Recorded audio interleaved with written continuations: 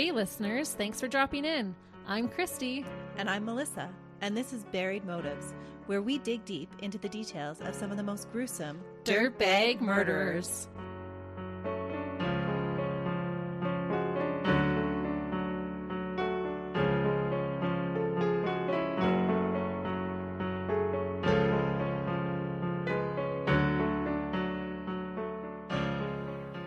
Hey listeners! Welcome back to Buried Motives. We are so glad that you are joining us today. Christy's got a great case for us. I have one that I'm so excited to tell you about. I've been wanting to do this case for a long time. It's our favorite time of year, Christy. It's true. Spooky season is upon us. We both love the fall, and I am obsessed with Halloween. I love it. I like Halloween too. The candy is great. I just don't like being scared all the time. She researches murderers, but she's scared of some Halloween stuff. Says the person who is afraid of the Halloween decoration of the clown in her neighbor's window. Yeah, that about stopped my heart. The clowns are an exception. But before we get into our spooky case for today, remember when we said earlier that we were going to run a new giveaway in the fall? Mm-hmm. Well, the time has arrived. We have partnered with a super cool lady named Kristine Engel to invite you to trick or treat with us, Buried Motive style. Kristine is a trendy content creator who shares mom truths, her love of fashion, amazing recipes, and things about her life as a farmish wife. And if that wasn't enough, she sells these adorable handbags from the company Poppy and Peonies. Together with Kristine, we wanted to give you a chance to win one of their most popular bags. But don't worry, it's not a dirt bag.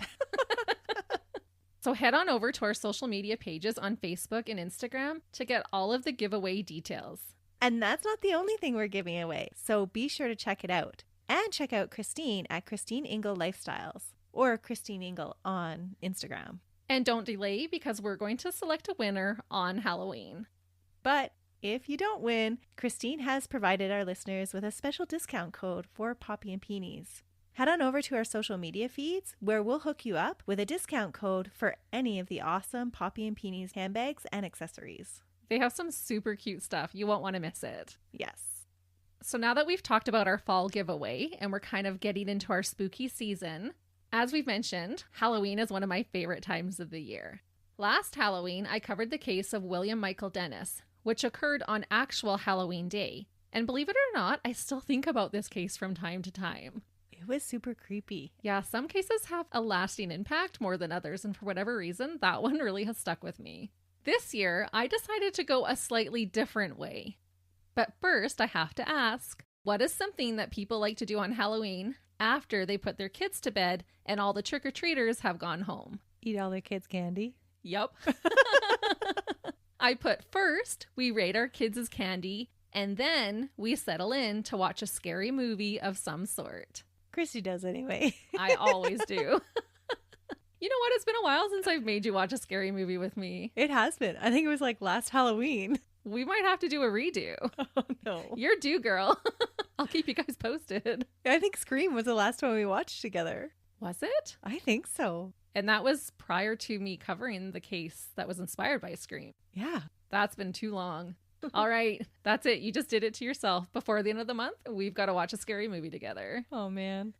So today, instead of bringing you a case that has something to do with Halloween, I thought I would bring you a case that inspired multiple famous horror movies that we like to watch on Halloween. Oh.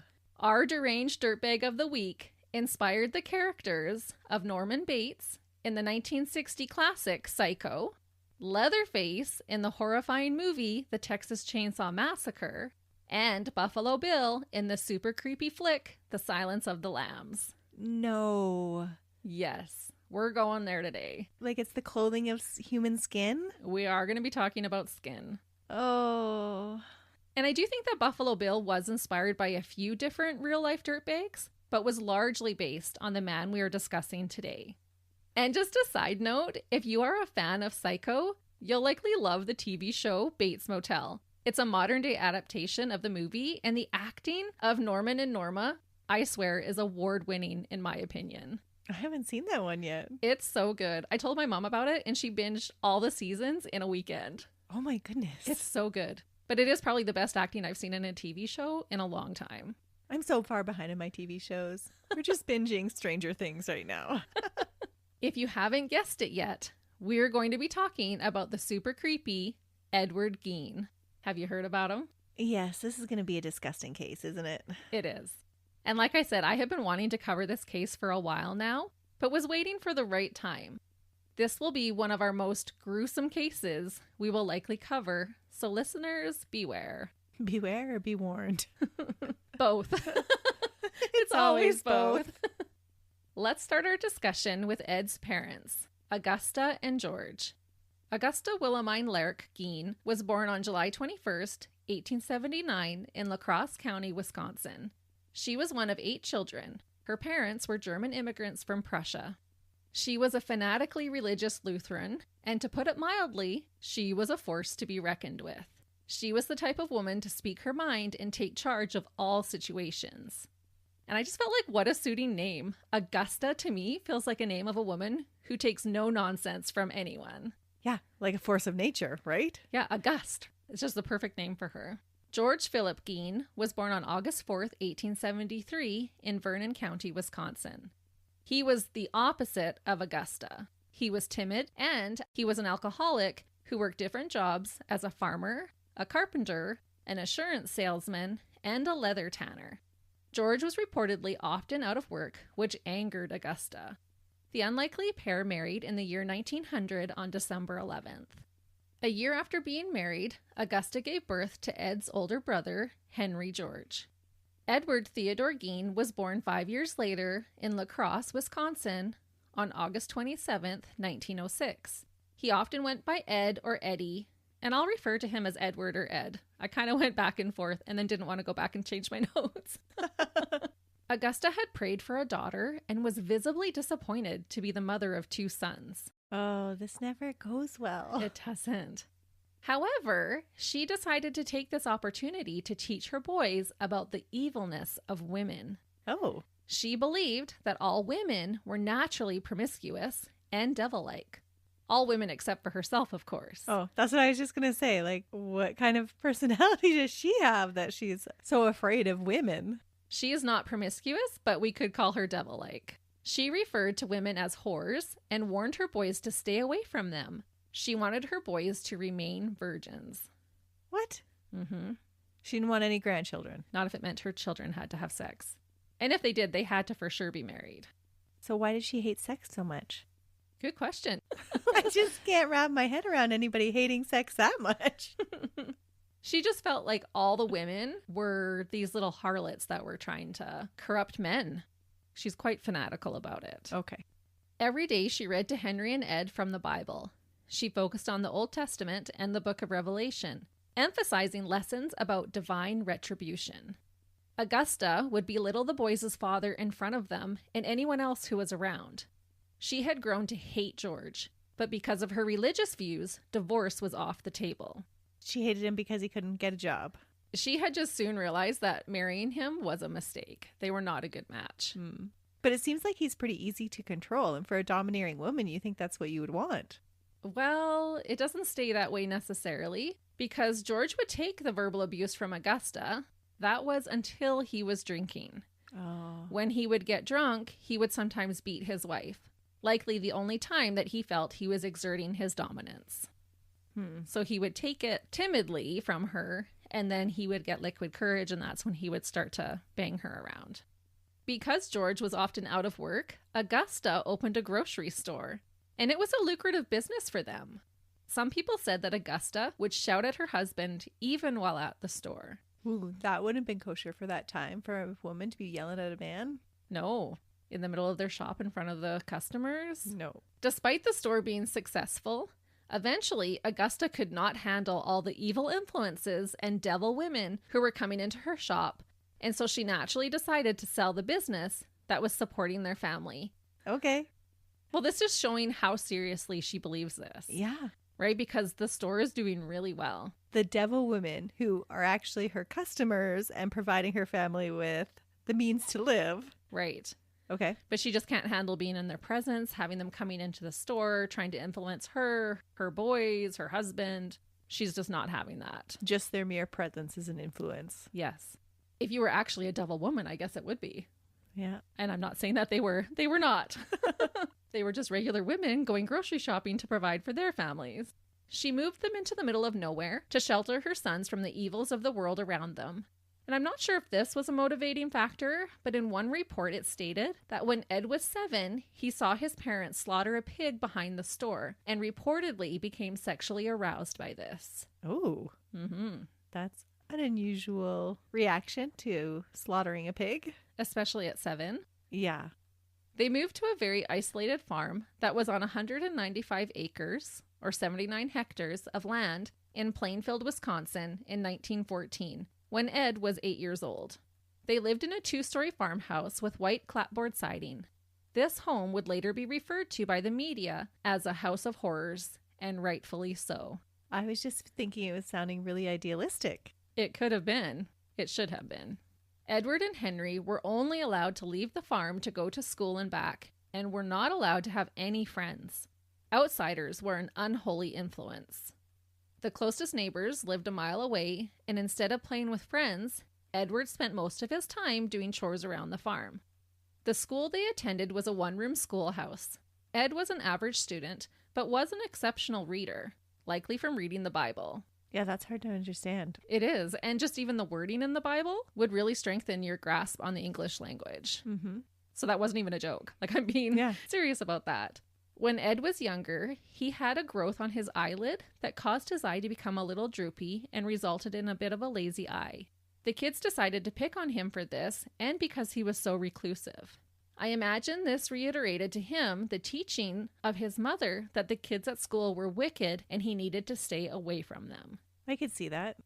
As Edward and Henry grew, Augusta would rule in strictness, yelling at the boys that if they didn't do better, they would end up like their failure of a father. Oh. Their failure of a father would get drunk and smack Ed in the head repeatedly until his ears rang from crying about being bullied. Oh. When Edward was 12, his mother caught him masturbating in the bathtub. Oh, dear. She swiftly grabbed him by the genitals and screamed at him that this was the curse of a man. She picked him up by his genitals? She grabbed him there. Oh, okay. That's Sure. going to create some really conflicting emotions in a little boy. By then he was 12, but absolutely. Mm-hmm. At age 14, Ed finished grade 8, but then never went back to school. He just wanted to work on the farm and be close to his mother. He had become abnormally obsessed with the woman who was raising him. She became his whole world. He had no friends, and he would never have a girlfriend. Remember, she taught him that sex was evil, and women were the devil's instruments. Well, I was just thinking she's vilified everybody else, so who can he have friends with? Exactly. And she would even go as far as to punish him if she suspected that he was making a friend of any sort. So is it a big shocker then that his mom is the only person that he hangs out with? And that's what she wanted. Mm-hmm. Because it seems like almost everybody is doing the devil's work in her eyes, except for her. Everybody else is a villain. Yeah. In 1937, George, Edward's father, became physically unable to work and would drink the family's earnings away. On April 1st, 1940, at the age of 66, he passed away from symptoms caused by alcoholism. Augusta blamed his death on his sins, and the family didn't really mourn his passing. The boys weren't choked up over it? I guess he just hit them. Yeah, and all they had been taught by their mom was what a lowlife he was. Mm-hmm. Henry and Ed took on odd handyman jobs to help the family finances. There were some reports that because of Ed's quiet and unsophisticated demeanor, he sometimes got cheated out of his fair pay. However, this wasn't the only source of income he found. Strangely enough, Edward became a popular babysitter for other town folk. Oh, no way. He said that kids were easier to relate to than adults. So is he delayed? No, not at all. I think his IQ was 109, like a pretty average IQ. Okay. The townspeople had no reason not to trust Edward at this point, and there are no reports of any foul behavior while babysitting. So he likes children. Yeah, he got along better with them. Maybe they hadn't been as villainized in his mind by his mom as actual adults. Yeah, children are way more innocent, right? Mm-hmm. But can you imagine later learning that you had let a murderer take care of your children? Like later when they find out what Ed does. No. I just can't even imagine. That's like sitting your child on dirtbag Santa's lap. True. But on all accounts, they said he was a good babysitter. Which is kind of interesting. I don't know if we could say that about all the dirtbags that we cover. Yeah. In 1942, during the Second World War, Edward made the farthest trip he would ever make away from his mother. He was eligible to be drafted and had to go to Milwaukee for a physical exam. This would have been under a 3-hour drive, and that was the farthest he'd ever ventured. And even later on, right? Yes. He was rejected because the growth he had on his eyelid impaired his vision. He also had been born with a lesion on his tongue that caused his speech to be slightly impaired. Once rejected, he quickly returned home to his beloved mother. And I'm sure she was relieved. Absolutely. She didn't even have to do a protection spell like in your case from last week. Yeah, that's right.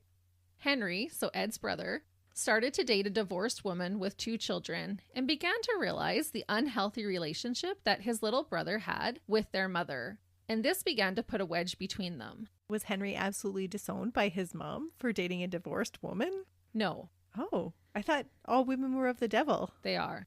But he was working on the farm, helping her, that kind of stuff. I don't think she was happy about it, though. Henry did not share the same sentiments that Edward did. He wanted to live his own life and not be controlled as an adult by their mother and her distorted views.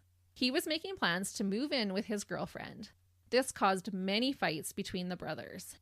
Henry would talk badly about their mother, and Edward would be horrified. His mom was his best and only friend. So this is an interesting look at nature versus nurture, because they were raised in the same household. So how come Henry ended up with such a different view than Edward of their relationship with their mother? That's true. I guess this would give researchers a field day to examine. Because was Henry treated any differently than Edward? Like, was he less of a favorite? The information that I found suggested that Ed and his mother were extremely close, but not at the doing of Augusta treating Henry differently. Right. And it sounds like he received all of the same warnings and lessons that Augusta was giving Edward. Absolutely. Yeah, that's a good point. It's interesting that Henry was able to see the relationship for what it was. True. I didn't find any reports that Henry had been bullied like Edward had, and so maybe that played a bit with his self-confidence and what he was susceptible to. Because when Edward was getting picked on at school, his mom was likely like, see, I told you, they're wicked. You just need to be with me. Right. That kind of stuff. So even though they're raised in the same household, could have had different experiences that way. That's true. On May 16th, 1944, Henry and Ed were burning marsh vegetation at the property, and the fire got out of control. The fire department came to put out the fire, and no one could find Henry. Once they began looking for Henry on the property, Ed led them right to the area where they found him dead, laying face down in an area that was untouched by fire. Oh, no. Did he kill his own brother for bad-mouthing his mom? I believe that he did, but it's not official. Let me explain. Oh, it's totally what he did. I think so. It did not appear that Henry had died because of the fire. He didn't have any burn marks. Not even the grass around him was touched by the fire. But he could have gotten caught in the smoke, and you can die from smoke inhalation and not have any marks on the outside of your body. That is true. Some people suspected that he had been laying there for a while. So I'm thinking maybe the fire was a cover-up. The fire was a cover-up. The coroner listed Henry's death as asphyxiation, despite him having bad bruising on his head. Henry was just 43 years old. Police never suspected any sort of foul play. However, looking back, many believe that Ed killed his own brother to defend the honor of his mother. Yeah, I totally believe that. I think it's way too coincidental for it not to be. Mm-hmm. And after his brother died, Edward was happy to have Augusta all to himself. That sounds gross, Christy. You know how when we talk about how serial killers have an unnatural relationship with their mothers often? This is a model case for that. Augusta started to notice that Ed was reading some unbecoming magazines and different books on things like grave robbing, head shrinking, and human anatomy. She reportedly was starting to feel concerned about her son reading this type of material. Where was he getting this material? I don't know. I'm sure it wasn't in Augusta's library. No, I'm sure not. Unfortunately for Ed, Augusta became ill later that same year. She suffered a stroke and became quite sickly. The next year, on December 29th, 1945, at the age of 67, Ed's beloved mother died from complications of a second stroke. And what led up to this stroke is so crazy. Allegedly, according to Edward, him and his mother went to a man's house to purchase straw. This man was named Mr. Smith. While there, they witnessed Mr. Smith beating a dog to death. While he was beating the dog, a woman ran out from inside his house, screaming at him to stop. This woman was not Mrs. Smith. She was not his wife. Augusta called the woman Smith's harlot and was more upset about the woman than she was about the dog. Oh. She had a stroke and died soon after. So not on the property, but she had worked herself up so much. Yeah, that they were saying that this stress brought on that second stroke. She felt really strongly about harlots. She really did. And women in general. Yep. Could you imagine being more upset about a woman running out of your neighbor's house who's not his wife than watching a man beat a dog to death? No, not at all. You don't even know the whole story. Maybe it was his sister. Well, it didn't sound like it. Because okay. he was like in a robe and she was in a robe. But then how do you get to like, you're spending time with your mistress to outside now killing a dog? So either way, he was a dirtbag. Yeah, that's a weird story. Mm-hmm. But it is a story that Edward claimed. And I wouldn't put it past Augusta to get so riled about it. No, that fits her personality. Yeah, because I'm assuming strokes can be brought on by stress. Yeah, you're right. As you can imagine, Edward was devastated without his darling mother. He literally had no one else in the world. He had never had a friend, and now at the age of 39, he didn't have any family either. That would be so lonely. It really would. He had never really had to think for himself. Whatever his mother had told him to do, he took as gospel truth, and as a result, he started to spiral. Ed wanted to preserve his mother's room exactly like it was when she died. He boarded up all the rooms in the house that she used most often, which was pretty much the entire upstairs. The pictures of the rooms afterwards look like museum photos and were considered like a shrine for his mother to Edward. Edward lived on the main floor in the summer kitchen and a small room adjacent to it. That happens with grief. It does. Ed had his mother buried in the Plainfield cemetery, and on her headstone, along with her name and birth and death date, he just had the word mother inscribed on it. Because that's all she was to him. Mm-hmm. I wonder if he recognized that she was a person outside of that role that she had for him. That she would have had to be like a sexual being to produce him. Did he realize that at one time she would have been a child? And I think if they ever did get on the subject of like, well, how did we get here then? She probably would have said that was my duty.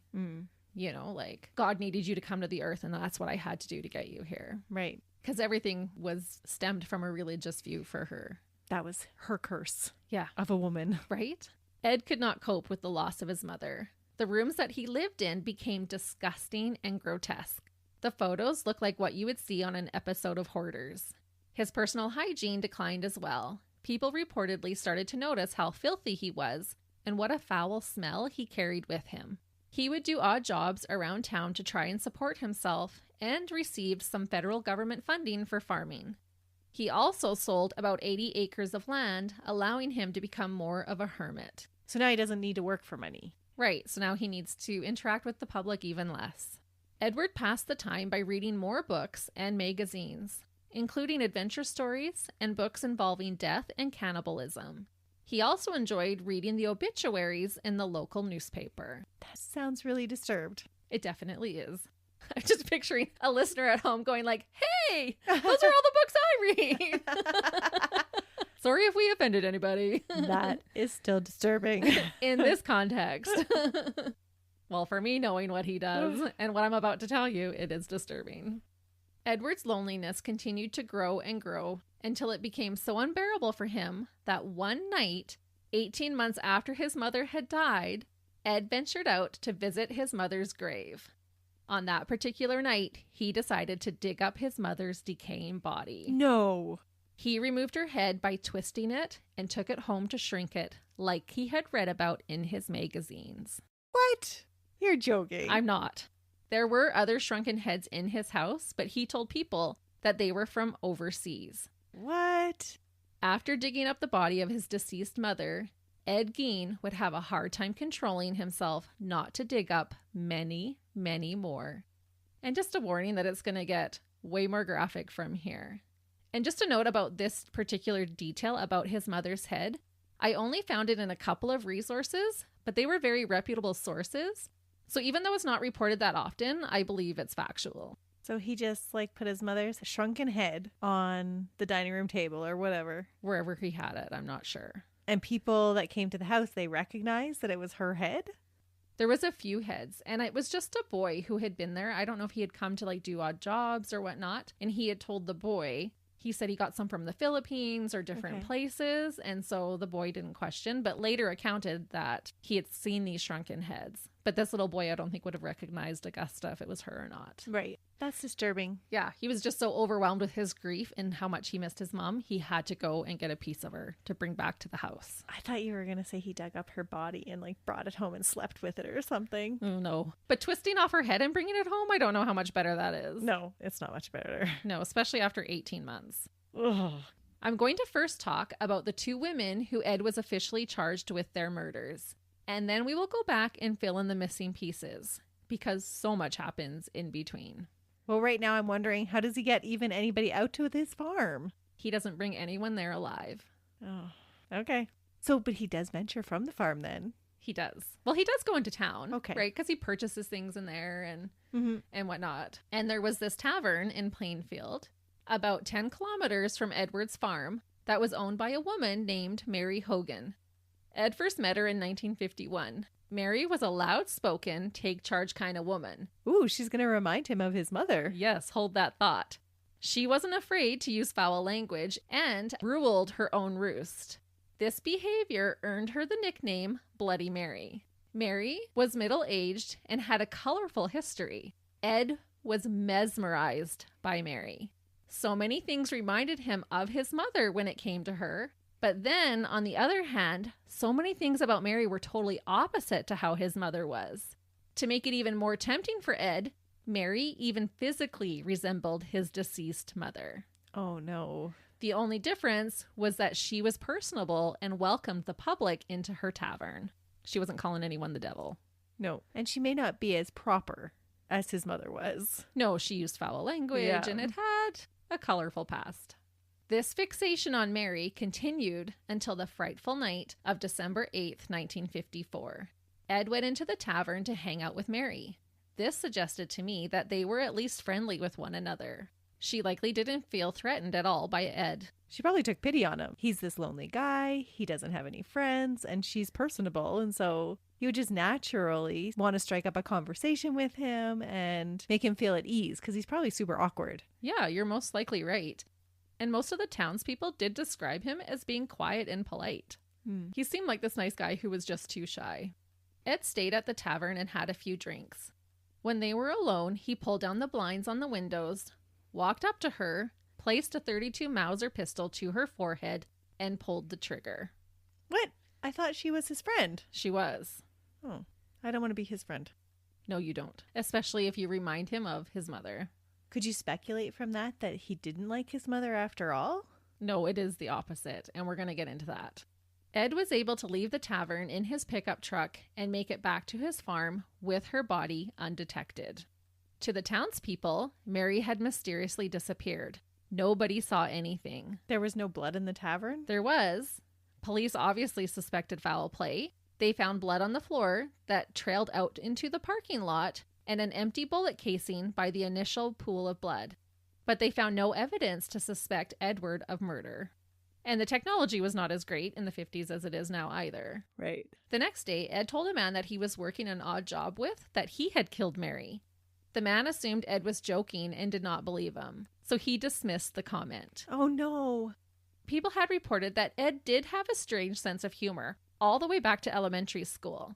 During school, he would apparently just start laughing at his own jokes that he was thinking in his head, and the kids just thought he was a little bit weird. There's nothing wrong with that, Christy. There better not be, because I do it too.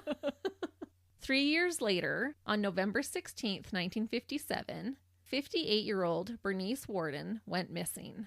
She owned the local International Harvest Products shop and was the mother of Deputy Frank Warden. She had been running the store since her husband had passed away in 1931. Her son had come around 5 o'clock p.m. to visit his mother at the shop with Sheriff Sly and discovered blood on the floor, as well as a .22 caliber rifle that was out of place from its spot on the rack. They also noticed that the cash register had been stolen. Bernice was nowhere to be found. On the counter, they discovered a receipt for the last sale of the day. It was a receipt made out to Ed Gein for antifreeze. Deputy Warden remembered Ed coming into his mother's store just the day before to inquire about antifreeze prices.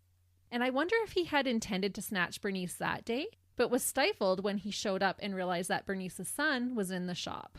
Oh, maybe. But obviously he had followed through on his purchase of the antifreeze because she filled out the receipt. So maybe he actually went, bought antifreeze, and then was like, oh, I need to take her home. Well, and he gives a totally different account, and I'm actually undecided as to what the truth actually is, so I'm curious what you'll think. But before I do, you'll never guess who Bernice just so happened to look like. His mom. That's right. She physically resembled Augusta, Edward's mother. In the book, America's Most Bizarre Murderer, Edward Gein, written by Judge Robert H. Goller, he includes transcript of Ed answering questions regarding Bernice. Ed said he parked outside the store and took inside with him a glass container for antifreeze. He asked Bernice for a gallon, and she filled it up. He paid her for it and then took it out to his vehicle. He said he went back into the store to speak with Bernice about trading his Martin rifle for one that she had in her store. He asked her if he could see a specific rifle, and she replied, quote, "Sure, it's my favorite type of rifle." As they were discussing the rifle, Ed remembered that he had a couple of .22 short shells in his overalls pocket from shooting red squirrels the day before. He took them out to see if they'd work in the new rifle, because they were discussing short shells, long rifle shells, I think. This is not my lingo here. Okay. But he wanted to see if the short shells would fit. They were testing it. Yes. He took them out of his pocket to see if they would work in the new rifle. He said that the shell got stuck, and as he was looking for a release on the gun, he must have accidentally pulled the trigger. He said you had to kind of click where the trigger was, or click on the trigger to release the mechanism. He said he heard a sound like an air rifle makes, and when he looked up, he couldn't see Bernice. She had been standing northwest of him looking out the window. There had been a countertop island between them, and so when he walked around the island, he found her laying face up on the ground. He set down the rifle to check on her. Next, he noticed blood. Ed claimed that blood would often make him feel faint, and then he would black out. He didn't remember what he did after that. He knew he was in the store around 8:30 a.m., but then his next memory was when Darlene Hill, her brother Bob, and their little brother came to his place just after noon that same day. I'm having a hard time buying that because didn't you just tell us that his parents were slaughtering pigs and his reaction was not squeamish then? That is true, but I'm sure he would have been punished for that. Oh, maybe. So that would have changed his reaction then? Or made it stronger, is most likely the case. But he kind of goes with this claim of whenever he sees blood, he gets a little woozy feeling and then he blacks out. So that he somehow thinks that this justifies or makes an excuse for what he does next then? No, because he never really tries to excuse his behavior. Okay. And in the transcripts, he is asked about like, well, didn't you ever hunt deer and that kind of stuff? And he says no. And they're like, well, you were shooting red squirrels. And he's like, yeah, but I never went to go look at them after. Like I would just shoot them and then leave them out in the field or wherever because he didn't like to see the blood. Okay. Which is ironic with what we're going to be talking about. So I don't know if he always would black out and kind of go into this altered state or not. Later psychology reports don't say that he has like dual personality or anything like that. Yeah, they do. And we'll get there. Okay. Mm-hmm. So that to me is more of an explanation then. Mm-hmm. Because if he's blacking out, it's an alter personality taking over and then you don't have a memory of what that person did. And I don't know for sure what the truth is, but I can definitely see that that could have been the reality. Okay. Edward and his victim, Bernice, had always been friendly with one another. He even admitted to jokingly asking her to go roller skating with him about a month prior to the incident when a new rink opened in town. So he's actually going for a date now. Yeah, he said it was more just like joking, but you know how all jokes have a little bit of truth in it? Mm-hmm. And they would have been similar to ages at this point in time, too. Ed stood by his claim that shooting her was an accident. He was just wanting to test out the shells in the gun to see if they would work. Part of me believes it. If he does go into this disassociated state, then I could see it being that way. I don't think it was an accident. I think he probably went into a disassociated state and murdered her. And then when he went back, was like, oh, this must have been an accident, because he had no memory of recollection of it. But he did remember the gun going off, walking around the counter and seeing her on the floor. And it was when he saw the blood that he went into that state, according to him. Okay. Or he could have totally just walked in there and killed her.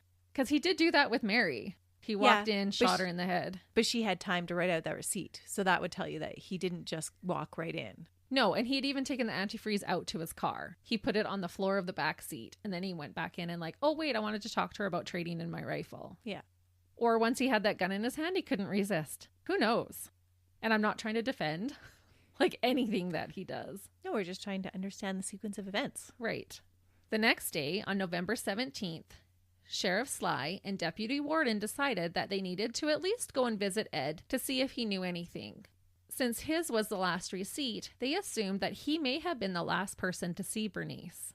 What they discovered truly is what horror movies are made of. It's mind-boggling to think that they actually discovered the things I'm going to tell you about. I've decided that I'm not going to censor it, so be prepared. So he goes and finds his own mother? Yeah, he's there with the team. He's not the one to actually find her, but he's there. Oh, that is horrific. When they arrived at the Gein farm, Ed was not home, but they decided to still take a look around. There was a shed that was attached to the summer kitchen. Police entered this shed and discovered a woman's body strung up upside down like a deer. Ironically, he had killed her on the first official day of deer hunting season that year in Wisconsin. That's eerie. Mm-hmm. And I'm mentioning that because that's how he said he remembers the date. It was the first day of hunting season. She was strapped by her ankles. Her head had been removed, and she had been cut from her genitals to her sternum. She had also been disemboweled. They were not expecting to find this horrific sight in Ed's shed. This body would sadly turn out to be Bernice Warden. About this discovery, Sheriff Sly said, quote, "Tendons in the ankles had been cut, and a rod had been placed through them. The body was drawn up in the air by a block and tackle. The body was dressed out, and the head was missing." And the term dressed out, I think, means to be gutted, which is likely a hunting term. As they entered the kitchen, they found Bernice's head in a sack. She had nails hammered into her ears. Both of the nails were bent so that twine could be attached to both ends. Ed had been planning on hanging this poor woman's head in his house for decoration. Oh, that is very gruesome. It is very gruesome. By this point in time, Ed had decorated and furnished his home with multiple items made from female bodies. He had preserved them, though? Yeah, and I'll tell you how. Okay. They found Bernice's organs in a bucket, and her heart inside a plastic baggie was near the stove. Her cause of death was a gunshot by a .22 caliber rifle. Upon this discovery, the sheriff ran outside and vomited. Oh. Who can blame him? Yeah. Because this is a small town, too. Well, and that would have been his deputy's mother. Yeah. A multitude of officers were called to the farm to help process the crime scene. The property allegedly had no electricity, smelled atrocious, and was just piles of filth mixed with body parts. The smell would have been awful. Terrible. And remember I told you that people were making comments about how he just had this gross smell on him? Oh, it just clinged to him. Oh, that's gross. That's what I'm thinking that smell was. Oh. The task of sorting through the house would take well over a week to complete. I'll go through a list of some of the things they discovered at Ed Gein's home. Ed had a 4-post bed. On each of those posts, there was a human skull. He had also taken cleaned off skulls, cut the tops off of them, and was using them as soup bowls. What? Mm-hmm. And additionally, he crafted utensils out of various bones.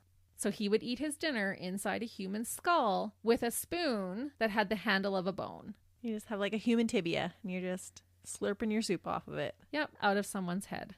Ugh. 5 heads were found wrapped in plastic bags. Ed used human skin to upholster the seats of his chairs. So you know those older style wooden chairs that have a square-shaped hole where you sit and usually had some type of wicker weave on them? Mm-hmm. Ed had pulled human skin and used rivets to attach it to look like leather. And I wonder if some of the skills he used, if he had learned them from his father when his father worked as a tanner. That is disturbing. Mm-hmm. But it just looks like leather on the chair. It's disturbing how he's desecrating these bodies to the point where they don't even look human anymore. Right. The same way that you would use an animal product. Yeah. Like how we would buy a leather chair. Mm-hmm. He was making one out of skin. Police found multiple faces. They had been peeled off from his victims' heads and preserved like masks. Some of the faces even had lipstick on them. No. Ed used some of these skinned faces to decorate his walls with, like hunters hang game. But he's not a hunter. He's not. I thought he fainted at the sight of blood. Well, he's saying he would feel faint and then he would go into a dazed state. That disassociated state. Right. Okay. But regardless, he hung a bunch of women's faces on his wall, like as decoration. And a lampshade too, right? Yeah, we're getting there. One of the faces that they found was that of tavern owner Mary Hogan. They could actually recognize that it was her face. Her face was not on the wall. It was found inside a paper bag, and her skull had been kept in a box. With Plainfield being such a small town, I imagine the authorities recognized many of the victims. And I can't even imagine how traumatizing that would have been for them.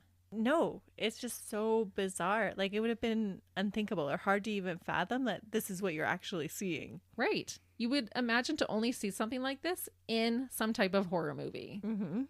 There was an armchair made with human arm bones.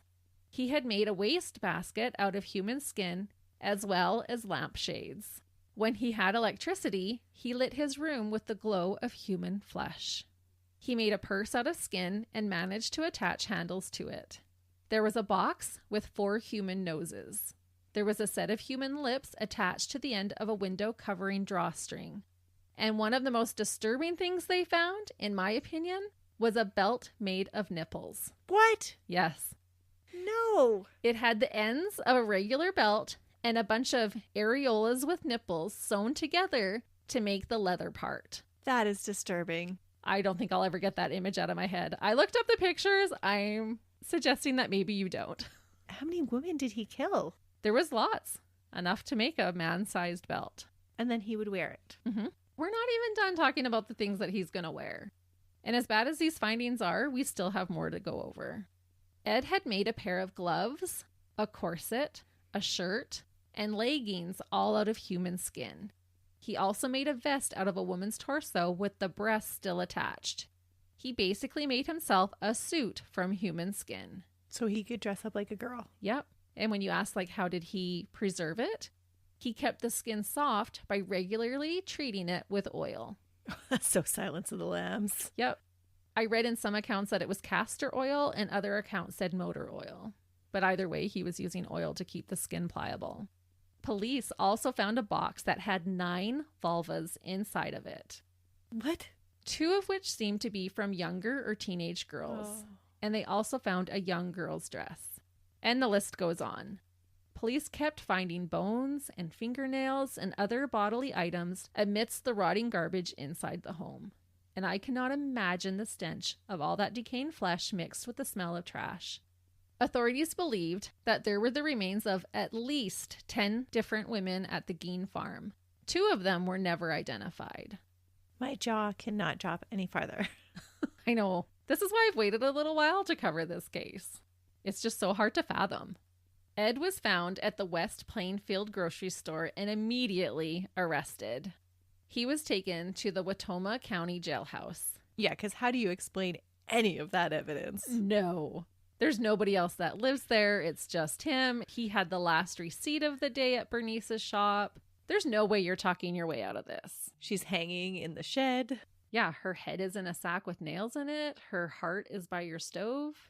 I just can't even imagine still. Like, even though I've seen pictures and I've gone through this so much, I just can't even imagine them walking in and finding and discovering all these items. And him to have the audacity and the confidence that nobody is going to show up at his house, that he's just freely displaying it. Yeah. Like, that's crazy. Like, were there no salesmen that would come by occasionally? No neighbor that would drop in on him? Like, he just has complete confidence that nobody's even paying attention to him. Well, he doesn't even have a friend. He's not built any relationships. He's been friendly to the people in town. but no real friends that he would hang out with or anyone would even think to come and check on him. But how many door-to-door salesmen do you get? Yeah, but they're in the kind of the middle of nowhere. Like their closest neighbor was at least a mile away. Okay. And he had 190 acres. I don't know how far into his property his house is. That 1 mile away neighbor might be an anomaly. But still, how could he even be sure that nobody would drop by just unexpectedly? But if everything is closed and locked up, you can't see anything from the outside. Everything was found indoors. Okay. Remember, he had said that those 3 people had stopped by at around noon that day, but obviously didn't come in. So once in custody, Ed remained quiet for an entire day, but then admitted to the murders of Mary and Bernice. I believe he admitted to Bernice first and then later admitted to Mary. And remember in your previous case how Sean Lamb was paid money by the police to confess his crimes? Mm-hmm. Well, guess what it took for Ed to spill his beans? Well, was he paid money? No. All he asked for was a slice of apple pie and a piece of cheese. What? Mm-hmm. I do love apples and cheese, though. I don't love apple pie, but apples and cheese are good. But that's all he wanted. Could you get me a slice of apple pie and some cheese? They're like, sure. And then he was willing to tell them. That was a relatively cheap confession then. Yeah. But maybe that was something that his mom made for him and he just really wanted a piece of apple pie. Maybe. Ed claimed that he didn't have a full memory of his actions. He said that he would become dazed during the crimes. Officers noted that Ed was calm during his interrogation. He spoke matter-of-factly and didn't seem to show remorse or understand the gravity of what he had done. He sometimes even appeared to be cheerful. When questioned where he got the other bodies from, Ed said that he had robbed the graves of recently deceased women. He would always read the obituary to alert himself of any fresh burials, especially middle-aged women who resembled his precious mother. So were the graveyards not reporting a whole bunch of dug up graves? No. Because this isn't where he's getting the women? That's just a story? No, he does actually get them from the grave. I don't know why they weren't being reported. You would think that there would be at least some security. Or people would notice that graves were repetitively being dug up. He must have been pretty good at hiding his tracks because nobody had any suspicions. That's going to take a long time to dig up a grave. Yep. And he would fill it back up. So he wouldn't just leave it dug up. But I guess if he's going after freshly dug graves, then you wouldn't even be able to tell the difference between him disturbing it and what was actually there in the first place. Yeah, that's true. At first, he would just rob a grave that he knew belonged to a deceased middle-aged woman. But he found that the flesh was dried out and hard to work with if they had been buried for a while. So then he switched to only digging up fresh graves. Because Plainfield was such a small town, there was a good chance that he knew most, if not all, of the women whose bodies he had snatched. He said that between 1947 and 1952, he visited local graveyards close to 40 times.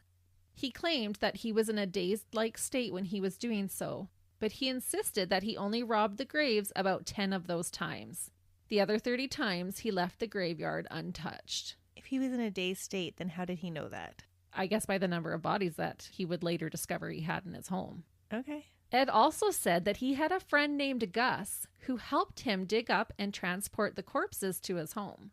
When his friend moved to a facility for seniors, Ed began killing women instead. It was easier than digging them up all alone. Which again, this statement is kind of contradicting his, I didn't know what I was doing claim. But I'm going to bring somebody along to help me out to do something that I don't know what I'm doing. Right. And so that doesn't make a lot of sense. No, he kind of contradicts himself, doesn't he? Yeah. Baloney. There you go. Okay, we're calling it. Baloney, Ed. No matter how much we say it's always both, you can't have it both ways, Ed. Not in this circumstance. Naturally, police wanted to verify if this was true or not. If it wasn't, that would mean that Ed had likely killed each of the women whose remains were at his property. One of the graves that Ed told police to inspect was that of Mrs. Adams. Her grave was, in fact, empty. In one of the other graves, they found a casket with no body, but what they did find was an old crowbar inside of it. Apparently, Ed had used it to open the coffin, but then forgot it inside. They also found a set of dentures and a wedding ring in the disturbed ground around one of the graves that would have originally been inside the casket.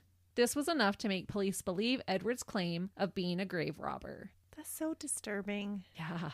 I mean, I guess it's good he didn't murder those women, but it's still, like you said, very disturbing. Mm-hmm.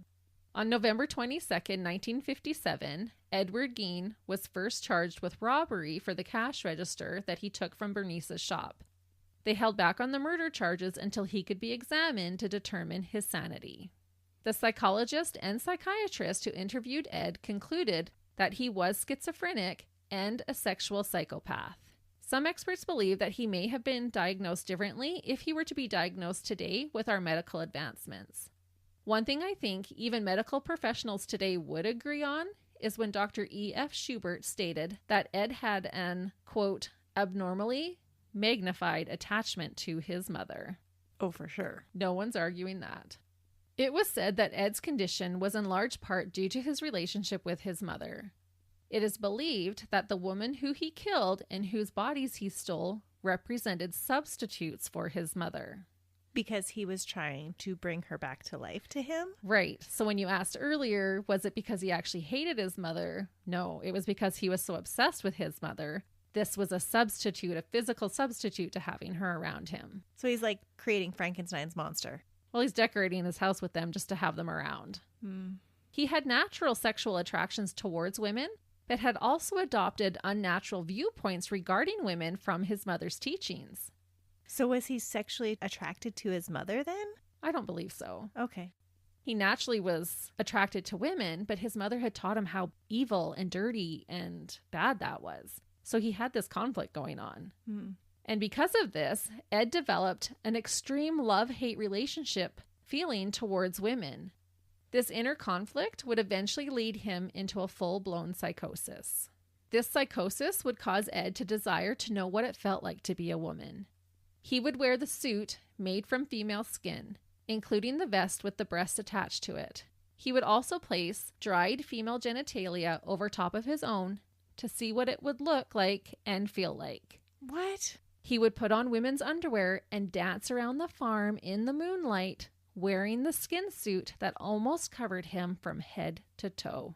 Oh, that is so creepy. So when they're saying he's in full-blown psychosis and doing this type of thing, I don't think I argue that. Or when you say this is just like a horror movie? Yeah. It's super disturbing. And we'll talk about this in a little bit too, but he was very motivated by the moon. Like he would like to dance outside in the moonlight.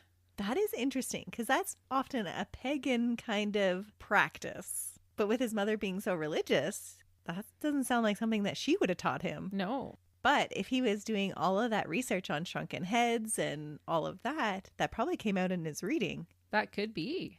I never really made that connection, but you could be right. Because when he would put on this suit and go dance around outside, it was in the moonlight. Despite him being curious and fascinated with the forbidden female body, Ed protested that he never had sex with any of the women's bodies. He said they smelled too bad. He claimed that aside from masturbation, he stayed a virgin his entire life. Okay.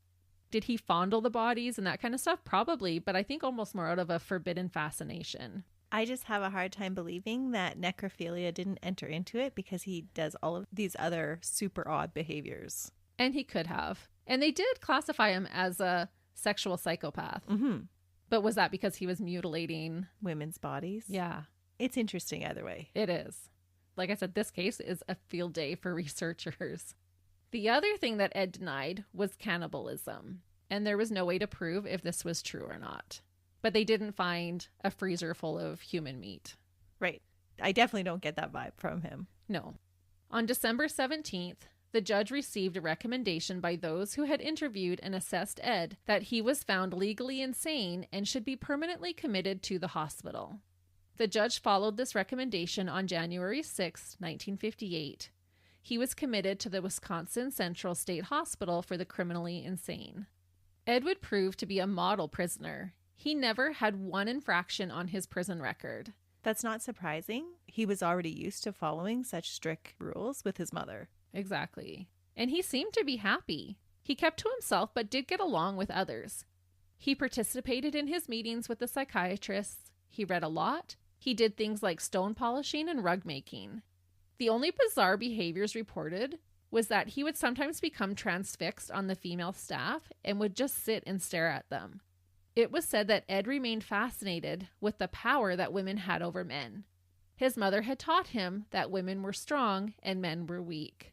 I guess when they weren't being devil-serving harlots. Yeah, I guess, hey? The other bizarre behavior was said that he often experienced moments of delusion during a full moon. Oh, there is something to be said about that. Yeah, go into labor and delivery on a full moon. So he was very affected by the moon. After 10 years of treatment, Ed was deemed competent to stand trial and was finally charged with the murders of Mary and Bernice. After getting through all the red tape to hold the trial, it began on November 7th, 1968, and only lasted 1 week. Ed was found guilty of first-degree murder charges. However, they declared that he was insane at the time, and so he was technically not guilty due to reason of insanity, and Ed was sentenced to spend his remaining life in a mental institution instead of prison. He was escorted back to the Central State Hospital for the criminally insane. Okay. Ed filed a petition in 1974 claiming that he was no longer insane and didn't deserve to remain in a mental institution. This petition was denied, and he was sent back to the hospital. Rightfully so. Yeah, I thought, how could he possibly have returned to society? What would the things he did even do to his brain? I just couldn't imagine living amongst all those body pieces for multiple years, like laying in bed and looking up at skulls on your bedposts, eating your soup out of a human head, and wearing someone's peeled face over top of your own. Yeah. There is just no coming back from that, in my opinion. No. Ugh. In 1978, Ed was moved to the Mendota Mental Institution in Madison. As Ed grew older, he became senile, and on July 26, 1984, at the age of 72, he died of respiratory failure due to a long battle with cancer. Staff at the hospital claimed that Ed was always mild-mannered and even helpful. The superintendent said about Ed, quote, "If all our patients were like him, we'd have no trouble at all." We don't want any more egg gains, thank you very much. I second that. The very next day after his death, he was buried next to his mother in the Plainfield Cemetery, the same cemetery where he had robbed graves and then mutilated the stolen bodies from. He was buried early in the morning, and only 4 people were in attendance. The families of Mary Hogan and Bernice Warden felt like Ed Gein never received the punishment that he fully deserved. Would they have liked him to have a death sentence? Or possibly have been sent to prison. I'm not sure what they wanted, but they didn't feel like going to a hospital was fair. Adequate. Mm-hmm. Some people strongly believe that Ed was actually responsible for more deaths than he admitted to. An 8-year-old girl named Georgia Weckler had gone missing while on her way home from school one day, and 15-year-old Evelyn Hartley had been abducted while babysitting. There were also 2 missing men who were last seen deer hunting that Ed was suspected of killing. But he wasn't into men. He wasn't. And so I don't feel that those 2 are a possibility. But the other 2, you said that there was a childlike dress and childlike genitalia. There was, and 2 of them. Mm-hmm. So he very well could have murdered these girls. I wouldn't have put it past him, but there was just no proof. Mm-hmm. After Ed was first incarcerated for his heinous acts, the state of Wisconsin decided that they were going to auction off Ed's property. He had no next of kin to pass it down to. The auction was set to begin on March 30th, 1958. 10 days prior to the auction starting, the Gein farmhouse of horrors was burned to the ground. The fire was an act of arson, but no one was ever charged. Was it the deputy? Oh, maybe. It was said that the townspeople were shocked when they learned what had happened at the Gein property. Most locals prior to this had only good things to say about Ed, despite him being a little peculiar. However, it is believed that the people of Plainfield feared that if the house had remained standing, it would have likely turned into a tourist attraction, which they really did not want. So no one was upset when it burned to the ground. Even Ed, when he found out, he said, quote, "Just as well. As far as I could tell, nothing was ever built over top of this space." Who would want to build something over top of that? Yeah, that'd be creepy. Some of the documents that I read as well had said that people were already starting to kind of flock to the area. And so the town people were like, no, we don't want this as our thing. And so burned the house to the ground, and everyone was like, good riddance. And I would think that would be especially true of the victims' families. Yes. Right? Like, we don't want people making a sideshow of them. Right. Ed's vehicle that he used to transport bodies in was sold at a public auction for $760 to a carnival sideshow operator who charged 25-cent admissions for people to see it. Today, that would be just under $8,000 for the car. There were also a few other items of his that were salvaged and sold off. So some people out there own some Ed Gein items. As we see with many notorious killers, everyone seemed to want a piece of Ed. Once Ed died, people began visiting his grave and breaking little pieces off of his headstone and taking it home with them. It was one of those larger stand-up block types. And sometime around the year 1999 or the year 2000, someone went as far as to steal the entire stone. What? And I thought, who the heck would want this in their house? Yeah, that's what I'm thinking. Who would want a piece of that? Yeah, not me. That's got some bad juju on it. I was just going to say, you keep that juju to yourself. Reportedly, the headstone was found in Seattle a year later and is now in a museum in Wisconsin. As a result, the grave of Ed Gein has now been left unmarked. Who's going looking for it? Well, I guess a whole bunch of people did. Yeah. Although not a lot of people were able to get their hands on physical memorabilia of Ed's, his crimes became the inspiration for so many pop culture media items. I already mentioned 3 extremely popular horror films where a character was based off of Ed, but many more movies were based off or made about Ed himself. Many songs were written about this creepy dirtbag, lots of books have been written about his crimes, art has been created, TV shows like American Horror Story have drawn inspiration from Ed, and there was even a musical made about him. What? Yeah. When his crimes first were being reported, a subculture of dark humor was created. And these one-liner jokes were referred to as Geiners. No way. Yes. Although he didn't commit his crimes for notoriety, he did become one of the most marveled at killers in history. And that is the case of a man who had such extreme mommy issues that he murdered, grave robbed, decorated his home with body parts, and wore a suit of skin just to feel like a woman. The terrifying dirtbag, Edward Gein. He is one messed up fellow. Yeah. Instead of a movie called Psycho, they should have called it Sicko. Yeah. Silence of the Lambs always freaked me out. Have you seen the other two? I was wondering that as I was writing it. I'm like, I know she's seen Silence of the Lambs.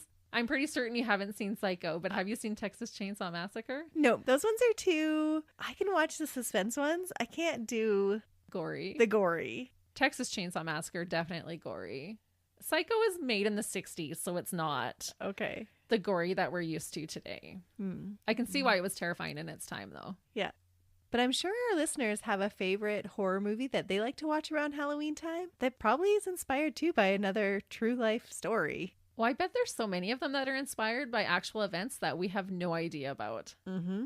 And I can totally see how he inspired so many horrifying movies. Oh, absolutely. So listeners, let us know what scary movies you choose to watch this Halloween. Maybe you'll choose one of these 3 and you can think of Edward Gein. And we'll see if Christy can talk me into watching one with her. I think I have a pretty good chance. But we'll be back next week with another case by Melissa. Until then, see ya. Bye.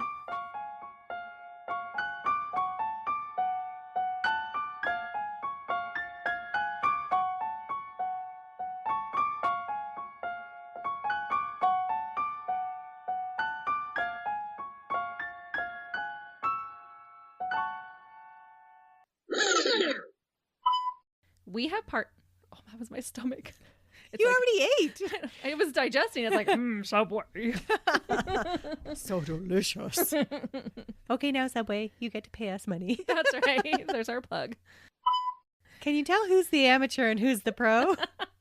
Just who's more creepy out of the 2 of us? Let's just say she was dissatisfied with George. Yes.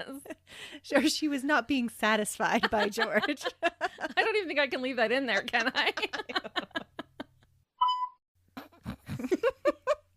This wasn't supposed to go that way. It's happening, listeners. It's happening. I've cursed you. She's pulling a Leonardo. Seriously. I can't breathe. I just keep my little bottle of celery seed. That's how she keeps me in line. I'm like, I don't want to do that, Melissa. Shakes her little celery seed at me. Yes, I'm allergic to celery. Sly. Sly. Sly. Sly. Sly. The Like C is- sly? Yeah, sly. Sly? Or Not sly? sly. Sly. All right, that's what we'll go with. Because who cannot trust a guy who sounds like I know, that? right? Like if he does go into this disassociated. Disassociated. Did I ever tell you my trachea story? Like I can feel my gag reflexes. Like I'm ready, I'm here for you. Yeah, and it's just like, and I still distinctively remember that like sound. We have to stop talking about it. I can't do it. You know you're a true crime podcaster when I can tell you about Ed Gein and you pop a chocolate bar in your mouth. Oh, I couldn't be prouder. You have graduated. Don't you find it interesting though that we totally digress on things? Like it gets so super heavy that we can't even stand it, that we're like, okay, we're gonna talk about something else. It's true. Maybe that's why we just went on this long tangent. Our brains needed a break.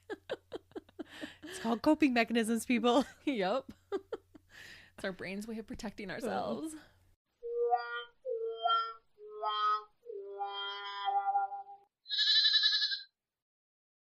Another Sound Off Media Company podcast.